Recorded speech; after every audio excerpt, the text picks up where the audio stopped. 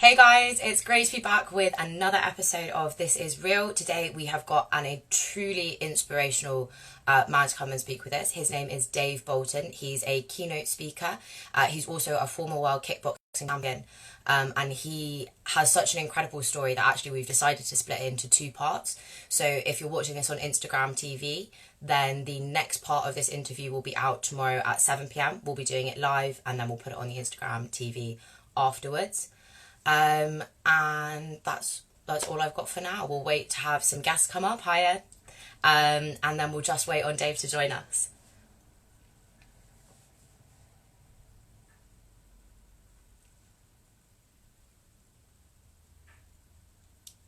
Hiya.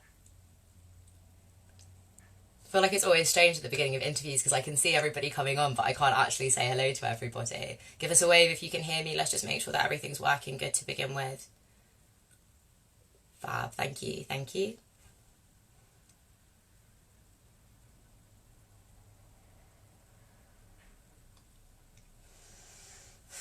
How's everybody's week been? Are we doing good? Hey Lynette, nice to see you. There we go. We've got Dave Bolton joined us just now. I'm going to add him into our Instagram live and you guys can meet Dave for yourself.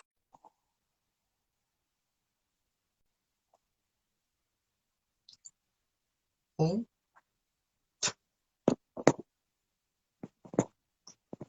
Bear with me 1 second. We're just having some slight technical issues. There we go. Hey Dave. I'm here. Unfortunately. How are you doing this evening? Yeah, I'm doing really well, thanks. How about yourself? Yeah, no, not too bad at all. Did you do your silence this morning? Yeah, oh, definitely. 11 o'clock on my doorstep, definitely. Yeah.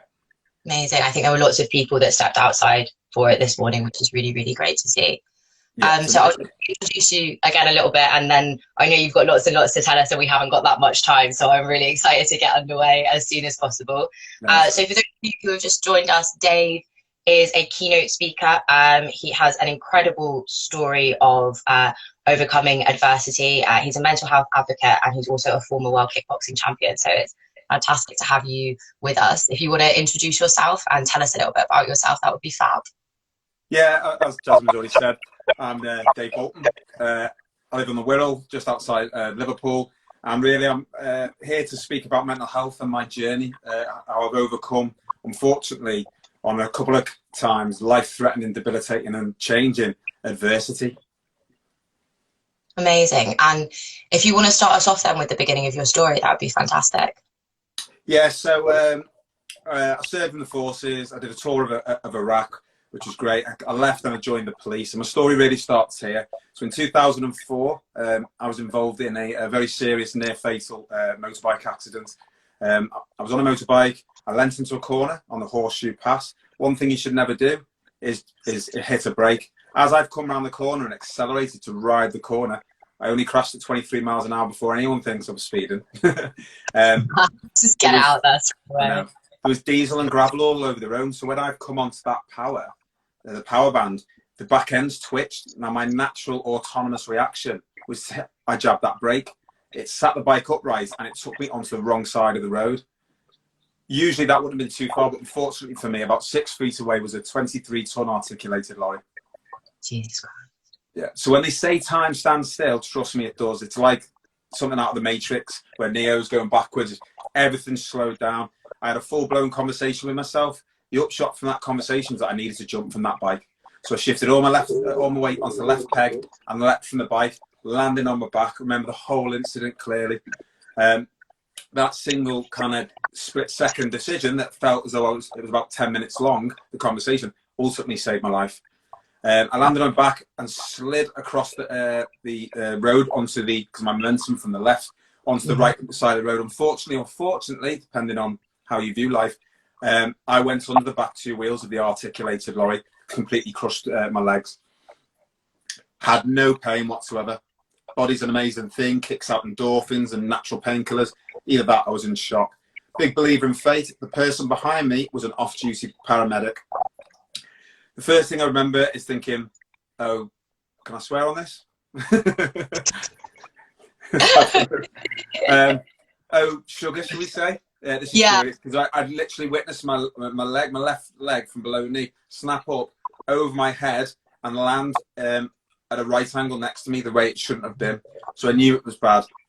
Yeah, I waved. Yeah, it was. So I waved because most people wouldn't have expected someone to survive from that. So I waved, just waved for someone to help. Obviously, this off-duty paramedic luckily was behind me. She must have stemmed. She must have basically had gone through my. A lot later on, I found out I'd gone completely through my femoral artery. I was near fatal. I was bleeding out on that asphalt. I remember the whole thing. The coldness of the floor, the smell and the fumes of the petrol and burning rubber. So she must have saved my life.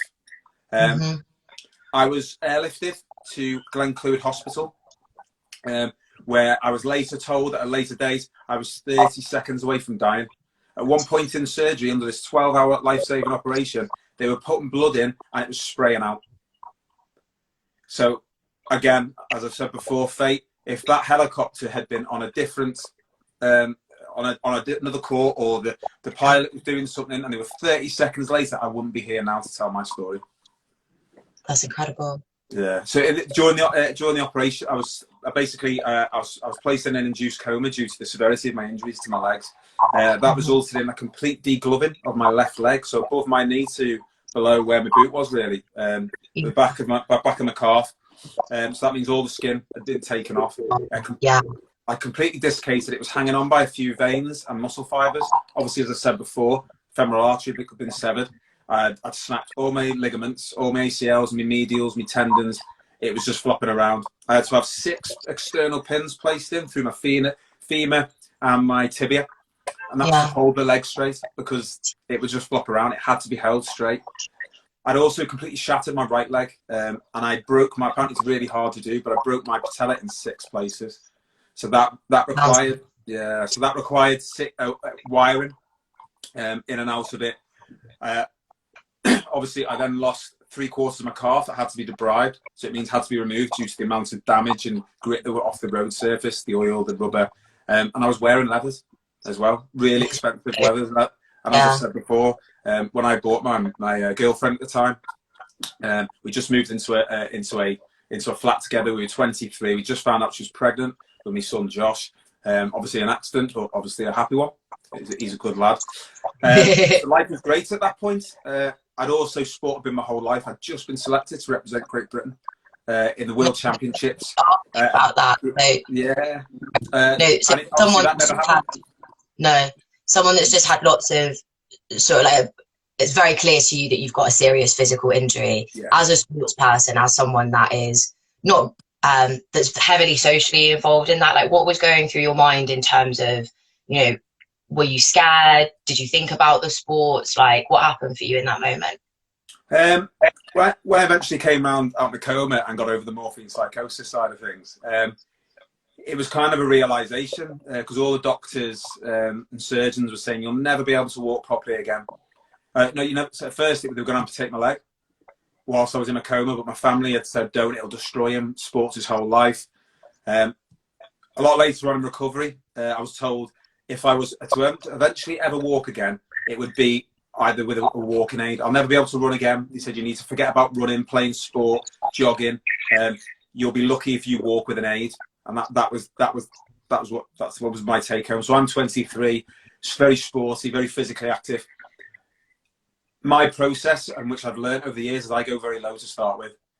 So it was like, that's it, woe is me, and I have a little bit of a pity party on myself. And then there's a switch that I just flip in my head at some point, and it's the switch that goes, right, you've never been average at anything, you're not going to be averages, you're not going to let these beat you. They've said that you're never going to walk again, or you're never going to be able to run. Well, I'm going to show them. And it was like, but I had that kind of, also that added incentive that I had a child on the way. So whether it was a boy or a girl, it was regardless, but I wanted to be a dad who ran with them, played football, played rugby, netball, but I didn't want that kind of, and it's stupid looking back now, I didn't want kids that can be horrible. I didn't want me as a young dad picking up my daughter or my son with a walking stick or on, it's stupid looking back now. So that was my motivation to try and get me through it. I mean, so many things to think about and to take in, and being like knowing that you're about to be a dad and being in that state must have been such a so many things to think Yeah. about. You mentioned that you have morphine psychosis. Can you tell us a little bit more about that? Yeah, so when I came out of the coma, it's not like you see in the movies where they get up and they talk about their experiences. So I had to have my intubation tube removed. I was physically held down for it because the first thing you want to do is rip out this obstruction, even though it's saving your life. You don't know Yeah, that. yeah. So that was slowly removed, and then I don't really remember anything else. I was then transferred to Wiston Hospital. I had to wait for a day, and I have like slight memories of that time. But what was happening, I was hooked up to a morphine pump. So a PCA, it's called. And basically what you do is you hit it 3 times and it locks out. Unfortunately for me, what was happening, I thought I was in surgery. So I'd hit that three or four times, 3 times, because I can't go 4, and I'd pass out. I'd wake up, have the same thing, hit it. Now this happened all day, and that's how I developed morphine psychosis.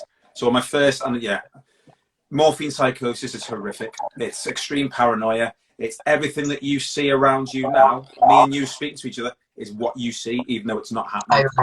Yeah. And the very first day I was there, there was 2 nurses at the end of my bed, and I was sat there, and I physically saw them say, "I can't believe he's in here.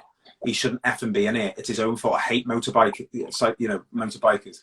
It's his fault. He's taken up a bed. How the hell do we get rid of him?" And the other one went, "Let's just poison his food. We've done it before."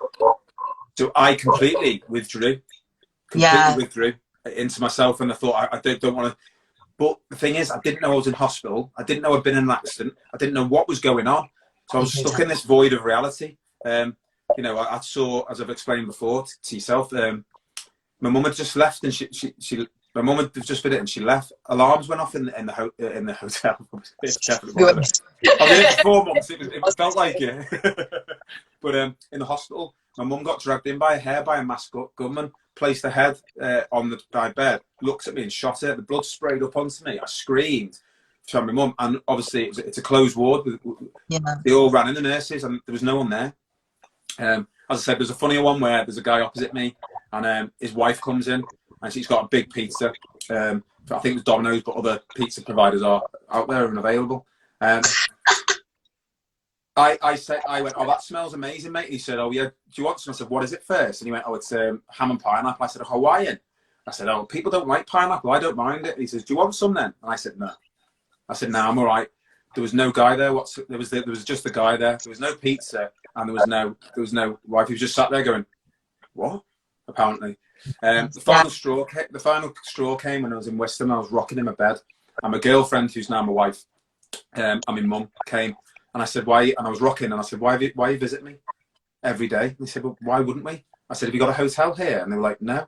I said, "It must cost you a fortune getting here." And they're like, "What are you talking about? You come through the tunnel." I said, "There's no tunnel to Canada." I thought I was in a mental institute in Canada, and I'd been sectioned. So obviously concerns for my mental health had been raised. The doctors came, and then I just had a moment of clarity, and I just said to them, "Take me off everything." Yeah. And they said, "We can't. You'll be in too much pain."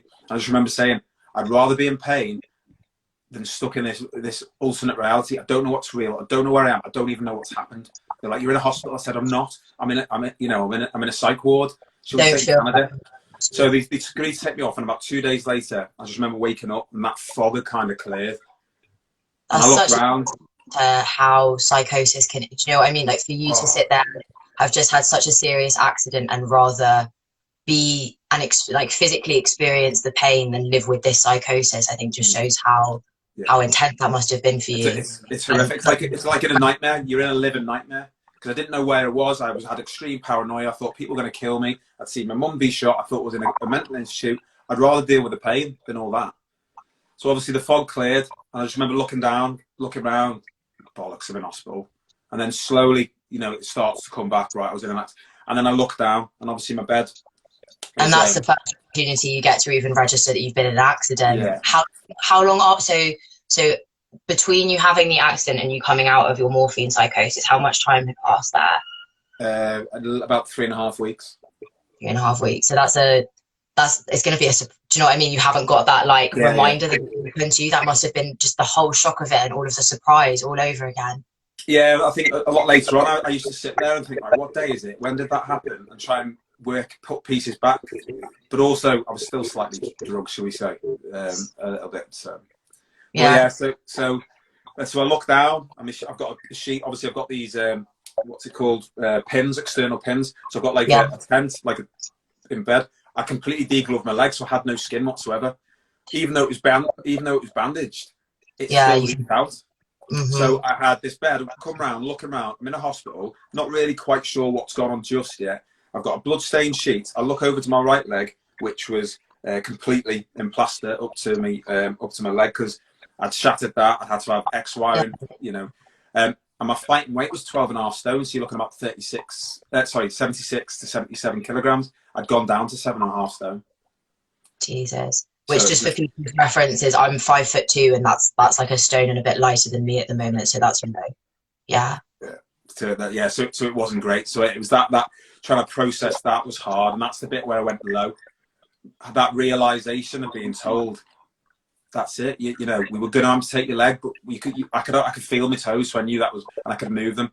But then, it was that realization of you're not going to walk again. You're never going to walk again potentially, and if you do walk, then you're never going to be able to run. You're never going to be able to jog.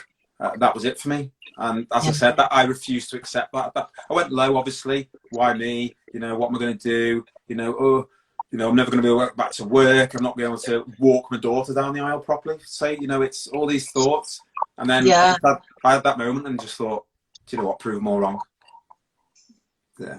And that's when that fight or flight, whatever you want to call it, that positive. I just thought, went low, had a self-pity party, as I said earlier, and I know my process, and then I flipped that switch and thought, let's fight this.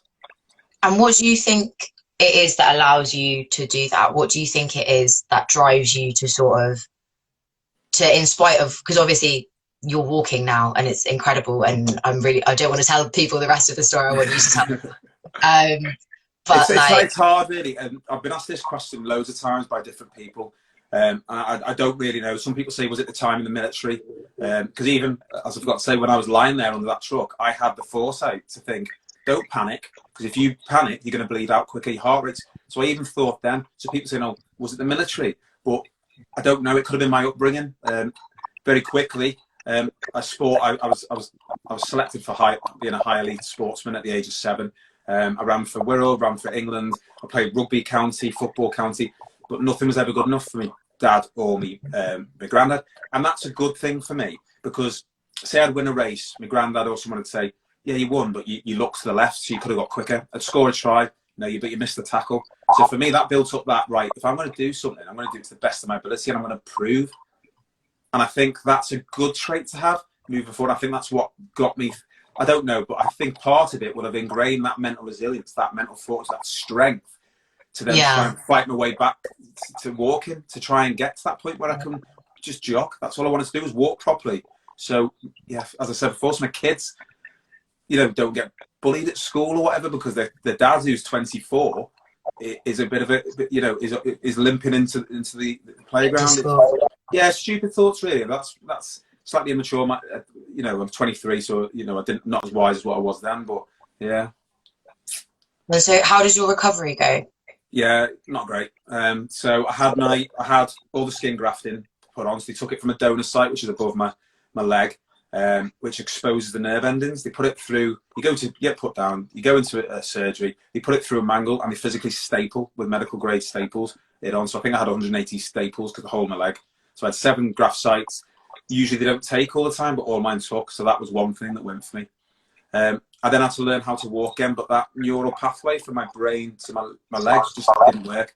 So it took me a week. So how far are we in now? So it took about 6-7 weeks where I'm trying to start to lift my leg up, and I physically couldn't.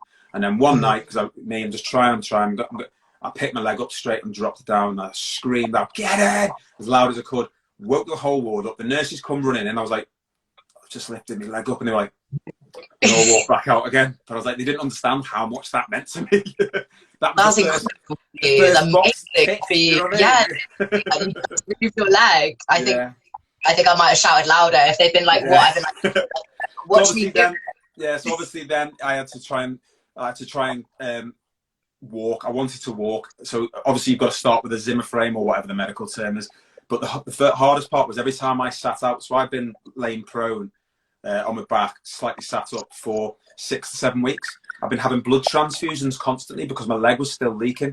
So my actual blood pressure was dreadful. So the first time the physio came down and sat me up, I felt embarrassed. I thought I fell asleep on her shoulder. I'd actually passed out due to my blood pressure being so poor. So it took a further week for me to be able to sit up and get my blood pressure right. Once that happened, I started to walk, like, well, my legs fixed straight anyway, because I've still got the pins in, they've not been removed yet. And I take a couple of steps and I'm done. And like the ward, they're all full of old blokes. They're like, "Go on, Dave, go on." They're all clapping me. And I'm like, "I'm doing it, Bob, I'm doing it." So eventually I was able to go up and down my ward. And then we went to the stairs where I had to use a crutch. And I managed to be able to get up. So I thought, great, I'm going to go to Arrow Park Hospital, which is where I live. I'm going to get these pins removed. I'm going to get my ligaments reattached. I'm going to crack on with life. Could have been further from the truth. I was discharged to go as an inpatient, so I was staying in Arrow Park Hospital. The pins were removed, but unfortunately for me, scar tissue, because my leg had been straight, so we're talking this is now 3 months now, scar tissue had grown into my joint. So scar tissue is like stretching leather. It's really hard. So I went for a manipulation whilst under anaesthetics. You take you down to surgery again. Do you know, if I had a loyalty card for NHS, I'd have a wing after me. I think, in fact, the other story in part 2 tomorrow, I definitely got a hospital after me. But I mean, take down surgery, they put a nerve blocker in and a muscle relaxant, even though you're asleep, and then they put as much pressure on to crack through all that scar tissue. I came round and I knew it hadn't worked. I still only had 30 degrees. And Dr. Starmer, brilliant doctor, said, unfortunately, if we'd have put an ounce more pressure, we'd have snapped your femur in half. I know. So then I was sent away. I was discharged to go and do. He said, "Let's get your physio for 6 months and see where we go." So I went for physio for 6 months. So I got to about 35 degrees, and he said, "Sorry, mate. You know, there's no more we can do." I paid to go and see a private specialist, an orthopedic surgeon, one of the top of the country. He said, "Listen, you can run and you can walk again properly, but the only way this is going to happen, you need to get this into your head, is that we need to amputate your leg from below. You need to give you the best chance of prosthetic." And I was like, "What?" And he was like, "That's your only reason. That's the only way you're going to be able to walk." So I refused and walked out. Hobbled out, we say. I wasn't walking. Moved out. Yeah. So then I kind of embarked on doing my own rehab, and I spent 12 months really at home on like a chair that you probably sat on now, on the floor. I had my leg up in the air, and I'd be gradually getting Sam, my girlfriend at the time, wife now, been together since we were 16, putting weights on and leave it there for like an hour and a half. So slowly that weight would just hold. Excruciating pain, tears down the side of my eyes. When you took the weight off, when I tried to put my leg up and stand up, I couldn't put it down because it was in that much pain. I was doing stuff. What I had to remember is I had to gradually increase it, because the doctor had said if you'd have put an ounce more pressure. So I couldn't go to the gym. I did want to try once and go on a leg press machine, get someone to load it up and go, just let it go. So my leg, but it would snap the femur. Yeah. I had belts indoors, closing it, jamming it. I'd be leaning pressure on it. It was just constant agony. Upshot was, a year later, I got 95-degree movement in my leg. And I still got no ligaments or tendon. Scar tissue is solid. So my legs held together with scar tissue. And it's great. I can run, I can walk, I ride a bike, I can do the stuff I love. I love snowboarding, mountain climbing, downhill mountain biking. I can do that. The only time there's something wrong with me is when I sprint, because I don't have that full mechanics. But I can still run and I can still sprint. It's just took that speed away from the top end speed. And, you know, going from you're never going to be able to walk again unassisted to I run a little bit funny when I go full pelt is an incredible, you know, a show of like, because this was all you as well. It wasn't like, obviously doctors played their part, but this wasn't that you were in physio with someone guiding you for ages and you worked with them. Like, this is all you, this is all your own mind. This is all your own resilience being like, I'm going to get here and I'm going to get here however long it takes. That's and it's just phenomenal, you know, absolutely phenomenal. That resilience and that mental capacity is exceptional. Yeah, it's having that goal ahead of you, something to focus on. And even little ones, so not just, I'm going to walk, it's like, right, I'm going to pick my leg up. Right, next, I'm not going to pass out when I sit up. It's then, right, I need to walk. And it's having these little goals to objectively get to a main one. And it's good because it gives you that kind of adrenaline rush when you tick one off. And even you could imply it to your everyday life. You're like, oh, yeah, I've done that, you know. So, but so then I was back in work as a police officer, chasing criminals, still catching them. So I didn't lose that much. But I missed sport and I started playing five-a-side with the lads on the block. and found that it was fine. Actually, I'd got no feeling it, so it's stronger than ever. But what I really wanted to get back into or be a part of was that fighting world. So I've trained Brazilian Jiu-Jitsu, Muay Thai, K1, MMA. But what I was really, really good at was kickboxing. So I went to my local gym, back where I trained, and my instructor, Lee, said, do you want to teach the kids? I know you love youth development, which I do, because I'm a rugby coach for kids and stuff, and I just love it. So I started doing that, and then I got asked to be a sparring partner for one of the lads because my hands were really good. I said, yeah, so I got him. And then I was throwing the odd kick, and I thought, and just by changing the way I thought, I was still really good. So then he was watching me, and he goes, right, I think you should start. And I had like a bit of a sparring session over 8 rounds, and for 4 or 5 rounds, I was all over him. But because I'd not been training properly, I gassed out in the last couple, so he got the better of me then. The fitness as well as your legs to be back at the you know. But, so he said, I want you to fight, and I was like, oh, I don't know, because I had to face that fear of rejection, the fear of failure, the fear of looking like a fool in front of everyone, and the fear that I lose. And I've only ever lost once in a ring, so I was like, but if we don't face these fears and we don't take risks, then we're not really living. And the biggest risk you can take is not taking one at all. So I took that fight and I won. Fought locally all the time, won all them, went up to Leeds, had death threats on my way into the ring. If you win, I'm going to shoot you outside.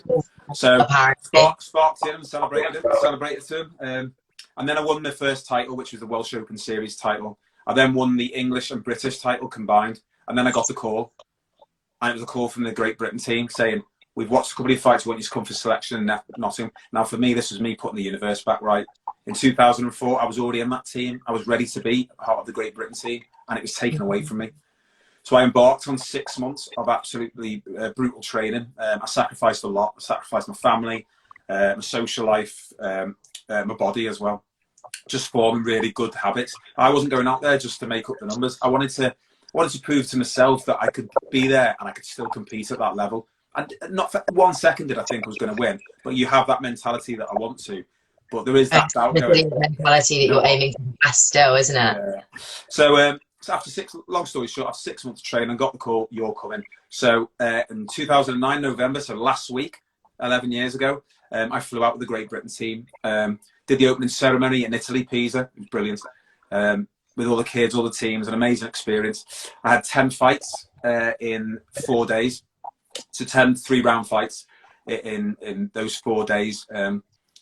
Hard going, but adrenaline is a wonderful thing, and it keeps you going. So I made the final, and the final was on the Sunday, so it was actually Monday, just gone. I put a post on LinkedIn about it, and I feel like we should pause for a second and just reiterate to everybody that how long has it been since your accident now? A couple of years?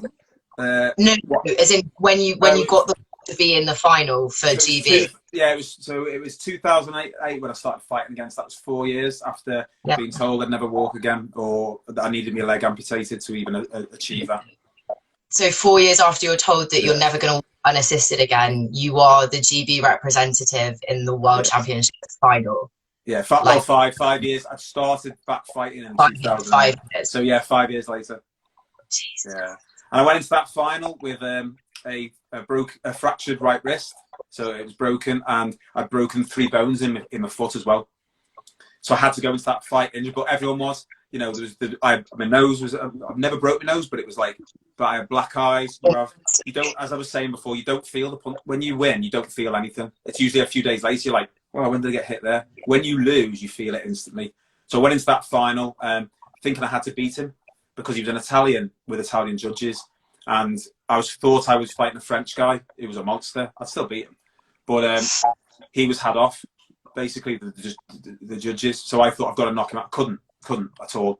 But I dominated that fight that much that at the end, in front of everyone, I was there waiting for my hands to be raised, and I just turned to the ref and said, if I don't win this, it's going to be a riot, because everyone was cheering for me, which is unusual, because why the best of the country. Well, the whole of Italy would cheer for you. It'd been that bad. And then my arm got raised, and it's probably one of the most euphoric moments. I just remember being stood there on that canvas, and my coach come running in, and I just hugged him, and I just burst into tears, and I cried. And for me, it was like no one had worked that hard, had gone through what I'd been to be there on that moment. No one could have felt that euphoria that I did, and I think I suppressed a lot of anger towards the accident, that it changed my life, because it changed my life forever. You know, it was a life debilitating injury. It was threatening and it was debilitating and it was changing. And I think I just suppressed a lot of that anger and that hurt, and it all just came out. It was like a dam getting broken. And I was just there, and I must have been stood there for 5 minutes. It felt like it. Just hugging, just crying, going, he's like, you've done it, mate. You've done it, mate. I'm just in floods of tears. And then I just remember going, just that euphoric feeling. It's hard to describe unless someone's been at an elite sport and they've won something like the pinnacle of their sport. And on that day, I can say I was the best in the world in my category. And I turned to the team and I was like, yeah, and we all jumping on each other. And then we went out on the night out, and then we linked up with the South African team, and it didn't end well. Because I hadn't drank for 6 months prior. But yeah. That is, I don't want to, I feel like we should just have a second silence just to let everybody take in what you've just said. Thank you so much for what is the first half, everybody, the first half of Dave's incredible story. Gets worse. But yeah, thank you so much for being here with us, Dave. You've highlighted some incredible things, and I think what you said, you know, at the end about you crying and you letting that emotion go, I think sometimes we don't realize how something's affecting us until we move past it. And it's great that you're so open about saying, you know what, I was angry, I was scared, I had all of these things that I'd had inside me, and you know, you achieved, and then you got that release that you needed, and it's so important to allow ourselves that.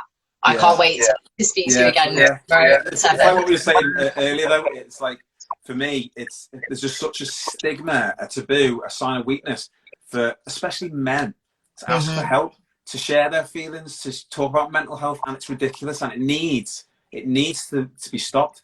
And the reason why people ask me, you know, when I'm doing talks all over the country and in Europe, they say to me, wow, you're so open, why? And, you know, well done, thank you. I'm not doing it for thanks.